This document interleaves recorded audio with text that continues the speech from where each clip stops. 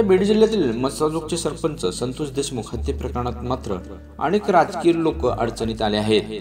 कारण की वाल्मिक कराड हे धनंजय मुंडे यांच्या जवळील व्यक्ती असल्याचं सांगितलं जात आहे। मात्र याच व्यक्तीमुळे धनंजय मुंडे यांचं पद जाणार असल्याची चर्चा देखील आता रंगली जात आहे। कारण की सर्वपक्षीय नेते राज्यपालांना भेटल्यानंतर धनंजय मुंडे तातडीने अजित पवार यांची भेट घेण्यास दाखल झाले आहेत। त्यामुळे या भेटीला विशेष महत्त्व प्राप्त झालं आहे। सूत्रांची माहिती आहे की लवकरच धनंजय मुंडे राजीनामा देतील, परंतु हे सत्य आहे की नाही याबाबत अजूनही स्पष्ट झालं नाही।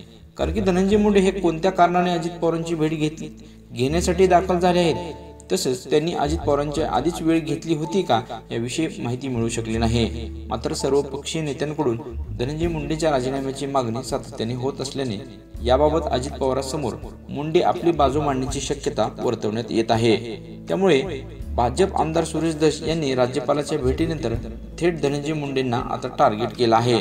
ते म्हणाले, आमची मागणी आहे संतोष देशमुख हत्या प्रकरणात मुंडे यांचा राजीनामा घ्यावा अथवा चार्जशीट दाखल होईपर्यंत त्यांना बिनखात्याचा मंत्री करावा, असं देखील यावेळी स्पष्ट करण्यात आलं आहे।